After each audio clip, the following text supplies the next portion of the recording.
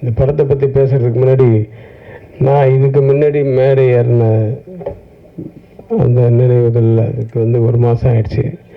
அதுக்குள்ளே என்னுடைய குரு, நான் எங்கே போனாலும் எங்கே பார்த்தாலும் காலை தொட்டு வணங்குற ஆர்பி சௌத்ரி அவர்களையும் பாரதி ராஜா அவர்களையும் இனிமேல் தொட்டு வணங்க முடியாது, மனதளவில் வணங்க வேண்டும். வனிதா சொன்ன மாதிரி கே ராஜன் சார். ஸோ எவ்வளோ மாற்றங்கள் நடக்குது. அதேமாரி இப்போ படத்துக்கு வரணுன்னா முதல்ல தயாரிப்பாளர்கள் தினேஷ் அவர்கள் வந்து நான் அட்வான்ஸ் எனக்கு வீட்டுக்கு வந்து கொடுத்தீங்க, அதுக்கப்புறம் நான் பார்க்கவே இல்லை செட்டில்மெண்ட் ஆயிடுச்சு. தனஞ்சயன் சாரை வந்து எனக்கு ஒரு 25 வருஷத்துக்கு முன்னாடி தெரியும், 2000 நினைக்கிறேன். தெனாலி என்னுடைய சொந்த படத்தை வந்து முதல் ஒரு ஏரியா அவுட்ரைட் பண்ணார்னா இவர் தான் வந்து பண்ணார், ஆடியோ ரைட்ஸ். அன்றைக்கி அவர் அந்த இடத்துல இருந்தார். பாலா சொன்ன மாதிரி ஏர்டெல் கஸ்டமர் சர்வீஸு கரெக்டு. அவர் உண்மையாக ஏர்டெல்லில் வேறு வேலை செஞ்சுருந்தார். கரெக்டு, ஆமாம். ஏன்னா அது அங்கேருந்து அதுக்கப்புறமா நான் ஒரு சீசனில் பார்த்தா என் ஃப்ரெண்டு பெங்களூர்லேருந்து ஃபோன் பண்ணுறான், இப்போ எனக்கு ஏர்டெல்லில் வந்து எனக்கு ஒரு ஃப்ரான்ச்சைஸ் மாதிரி ஏதோ ஒரு இது பண்ணோம், சோலை பண்ணுன்னு ஃப்ரெண்டு. ஆமாம், அதுக்கு என்ன இப்போ இல்லை அங்கே தனஞ்சயன் ஒருத்தர், இப்போ அவர் தான் ஹெட்டு, அவர்கிட்ட நீங்கள் ரெக்கமெண்ட் பண்ணுறீங்க. எந்த தனஞ்சயன்? அது முதல் ஆடியோ எல்லாம் வாங்கிட்டு. ஆமாம், ஃபோன் பண்ணேன்னா ஓகே, உடனே மிட் நைட்டில் ஃபோன் பண்ணால் கூட எடுப்பார். கரெக்டாக சொன்னான் ஏர்டெல்னு. ஸோ அது மாதிரி ஒருத்தர் எல்லா இடத்துலையும் இருப்பார். அவர் இல்லாத இடமே இல்லை. என்னை வந்து ஆக்சுவலாக வீட்டுக்கு வந்து இந்த ஆக்டிவ் ப்ரொடியூசர்ஸ் கவுன்சிலில் வந்து இப்போ ஈசி மெம்பரில் நீங்கள் உங்களை போட்டிருக்கோம், நீங்கள் வந்து மறுக்காமல் ஓகே சொல்லணும் அப்படின்னு சொல்லி தான் வந்தார். முதல்ல மறுத்து பார்த்தா அப்புறமா அவர் ஒய்ஃபோட அவர் வந்துட்டார். சரி, அவர் ரொம்ப டிஸ்டர்ப் பண்ண முடியாது, அவர் சரின்னு ஒத்துக்கிட்டேன். அப்போ தான் சொல்கிறாரு, நீங்கள் வந்து இந்த படம் ஒன்று பண்ணுறேன், நான் டைரக்டர் அனுப்புகிறேன், இந்த படத்தில் நீங்கள் ஒரு ரோல் பண்ணோம், ஹீரோவுக்கு அப்பாவா அப்படின்ட்டு. நான் கதை கேட்டுட்டு சொல்கிறேன் சார் அப்படின்னு. அப்புறம் கதை கேட்டு அது ஒரு பெரிய கதை. மகேஷ் வந்து வீட்டுக்கு வந்தால் கதை கேட்குறதுக்கு, கதை சொல்கிறதுக்கு. நான் சொன்னேன், என் கேரக்டர் மட்டும் கொஞ்சம் டீட்டெயிலாக சொல்லு, அவுட்லைன் சொன்னால் போதும், எனக்கு ஃபுல் கதையெல்லாம் வேணாம், அவுட்லைன் ஆஃப் த ஸ்டோரி சொல்லு, நான் புரிஞ்சுக்கிறேன், என் கேரக்டர் மட்டும் கொஞ்சம் டீட்டெயிலாக சொல்லு அப்படின்னு ஆரம்பித்தேன் சார். அது நான் என்ன பண்ணேன், அன்றைக்கி ரூமுக்கு கூப்பிட்டு போகாமல் ஹால்லேயே உட்கார வச்சுட்டேன். சரி, யாரும் வரமாட்டாங்க சார். அந்த பொண்ணு எப்படா உன்னை நீ எப்படி பயங்கரமாக சத்தம் போட்டு பேசின உடனே முதல்ல வந்து ஹவுஸ் கீப்பிங் வந்து எட்டி பார்த்தாங்க, அதுக்கப்புறம் கொஞ்ச நாள் வச்சு குக்கு வந்து எட்டி பார்த்தாங்க, அப்புறம் 3ஆம் மாடியிலேருந்து என் ஒய்ஃப் வந்துட்டா, என்னங்க ஏதாவது பிரச்சனையா அப்படின்னு.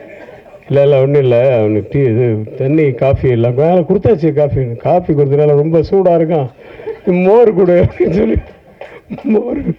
அப்படி வந்து அதாவது ஒவ்வொருத்தருடைய டைலாக்கையும் வந்து அவ்வளோ சத்தம் போட்டு பேசுவாப்பில். கொஞ்ச நேரத்தில் அவன் போனதுக்கப்புறம் ஒரு 2-3 நாள் கழித்து ஒருத்தர் வீட்டில் இந்த படத்தில் அடிக்கணும், அவன் தெரியும் அந்த அப்பாக்காருக்கு தானே சார் அந்த இது வந்து அவங்கவுங்க கதையை சொல்ல ஆரம்பிச்சிட்டாங்க எங்கள் வீட்டில். ஸோ வீட்டில் இருக்க அத்தனை பேருக்கும் கதை தெரியும். அந்த அளவுக்கு வந்து சத்தமாக பேசக்கூடிய ஆள். ஈவன் ஒவ்வொரு ஷாட்டுக்கு கூட நான் இந்த ஷாட்டை பற்றி சொல்லப்பா அப்படின்னா அந்த சில பேர் இருப்பாங்க, ரகுவரன் மாதிரி, முன்னாடி என்ன நடந்தது, பின்னாடி என்ன நடக்க போகுது, முதல்ல என்னென்னு டைட்டிலேருந்து பிகினிலேருந்து சொல்லணும் எல்லாமே. இவர் அந்த மாதிரி இந்த ஷார்ட்டில் என்னன்னு சொன்னால் ஆரம்பிச்சார்னா டைலாக் நிறுத்தவே மாட்டார். அந்த மாதிரி டோட்டலாக மைண்டில் ஊறி போய் பைஹார்ட் பண்ணி வச்சுட்டார் எல்லாமே, டோட்டல் கண்டென்ட்டும். அதனால் எப்போ கேட்டாலும் அந்த மாதிரி வரும், அப்படியே ஃப்ளோவாக வந்துகிட்டே இருக்கும் அவருக்கு. So all the best Mahesh. நீ முதல் படம் மாதிரியே தெரில, நீ வேலை வாங்கின விதமெல்லாம். கேமராமேன்ட்டு ஏதோ ஒன்று சொல்லி வேலை வாங்குறது, அவரும் ரொம்ப உண்மையாக அவர் சொன்ன மாதிரி சாஃப்ட்டு தான், ஹம்பிள் தான், ஆனால் கிம்பிள் எப்போவுமே தான் தூக்கிட்டு. ஏய் பாலா, ஆனால் இதெல்லாம் ஓகே, பஞ்சஸ் எல்லாம் நீ வந்து நல்லா பண்ணணும். உன்னை எம்ஜிஆர் நாங்கள் பாரு, அதை வந்து மனசில் வச்சுக்கணும், அது ஏற்றிக்காத. யார் சொன்னது? சுப்பிரமணி. ஏன்னா உண்மையாக அந்த குணம் இருக்கணும், அந்த குணம் இருந்தால் தான் மனுஷனை மதிப்பாங்க எல்லாரும். அது மட்டும் இல்லை, மதிக்கிறது என்ன, நமக்கே ஒரு ஒரு திருப்தி இருக்கும். அந்த குணம் அவன்கிட்ட இருக்குது நிறைய. ஸோ இந்த படம் வந்து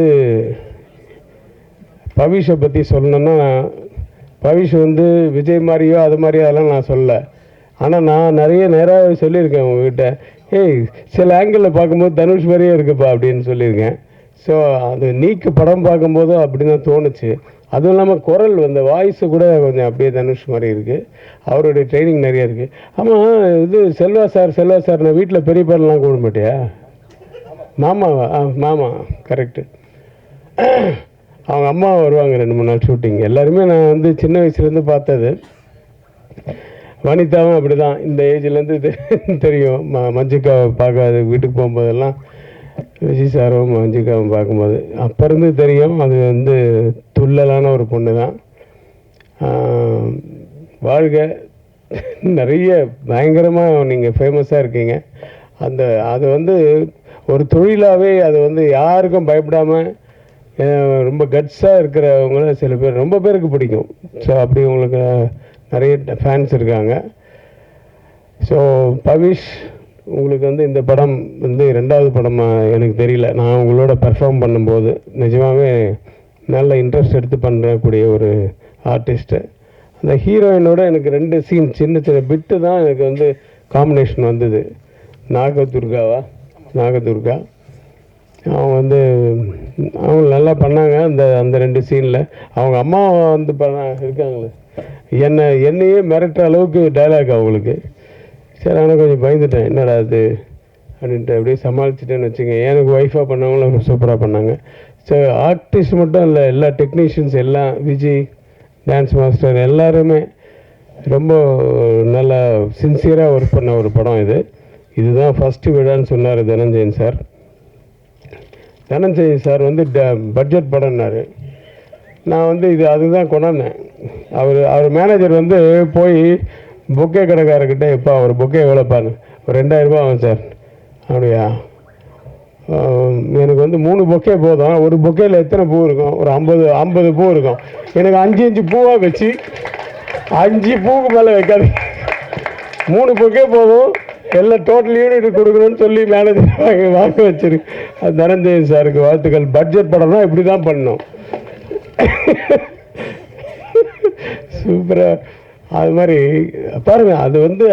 அது வந்து ஒரு ஃப்ரெண்டில் நிற்க வச்சு எல்லாரும் பொக்கே பிடிச்சிட்டு நில்லுங்கன்னு சொல்லி ஃபோட்டோ வேறு எடுத்துட்டாரு.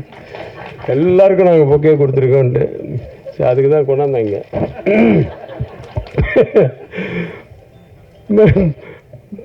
பணம் பேசும்போது அப்படி தான் எல்லாம் பட்ஜெட். வனிதா வந்து எக்ஸ்ட்ரா ஒரு நாள் நடித்தாங்க. நான் காசே வாங்கலை அப்படி இப்படி. நான் கூட தான் எக்ஸ்ட்ரா நடித்தேன். எங்கே கொடுத்தீங்க? எனக்கு பேசுறதை விட ஒரு நாள் எக்ஸ்ட்ரா தான் நடித்தேன். அதுவும் மிட் நைட்டு வந்து நடித்தேன். அப்புறம் எப்படி பாருங்க, லாஸ்ட்லி அப்படி இருக்காங்க. இல்லை, அவங்க ஒரே ஊருப்பா, அதனால சொன்னேன். ஏன்னா என் படத்தில் 2 பேரும் ஹீரோயின் நடித்தாங்க. நான் அவனுக்கும் அப்பா, இவருக்கும் அப்பா, தனுஷுக்கு அப்பா, நிறைய பேருக்கு அப்பாவை ஆக்கிட்டாங்க என்ன. ஸோ ரொம்ப சந்தோஷமாக இருக்குது இந்த நடிப்பு தொழிலும். ஆனால் போர் அடிக்குது. ஏன்னா நடிப்புன்னு வந்துச்சா கட்டுன்னு சொன்னால் போய் உட்காந்துருவாங்க, மைண்டு ஃப்ரீ ஆகிடுது. ரொம்ப போர் அடிக்குது. அப்படியே இழுக்கும் தூக்கமாக. மறுபடியும் சார் ஷார்ட்டு கூப்பிட்றாங்க அப்படின்னா தான் மறுபடியும் வரும். ஆனால் டைரக்டர் ஆனால் ஒரு மைண்டில் இருக்கும் பாருங்கள், 1000 விஷயங்கள் இருக்கும் இல்லையா? அடுத்த காஸ்டியூம் என்ன, அடுத்த ஷார்ட் என்ன, அடுத்த மாதத்துக்கு என்ன சிஜிக்கு ஷார்ட் இப்போ ரெடி பண்ணணும், அடுத்த லொக்கேஷன் என்ன, ஐயோ எல்லாமே மைண்டில் போட்டு அந்த சேம் டைம் வந்து எல்லாரையும் சமாளித்து பண்ணக்கூடிய ஒரு தொழில் அது டைரக்ஷன்ன்றது. அதில் வந்து கிரேட்டான ஒரு நபர். அவர் இன்னும் மறக்கவே முடியல. அவரை பற்றி வீடியோஸாக இப்போ ஆரம்பித்து அவரை பற்றியே தான் போட்டுட்ருக்காங்க பாரதிராஜா சார். அன்றைக்கி பார்த்தா எங்கள் ஷூட்டிங்கு. சரி, நம்ம ஷூட்டிங் முடித்த உடனே நான் அன்றைக்கி நைட்டு, ஏன்னா இப்போல்லாம் எங்கே பகலில் எடுக்கிறாங்க, இந்த யூத்து பசங்க நைட்டில் தான் ஷூட்டிங் வைக்கிறாங்க.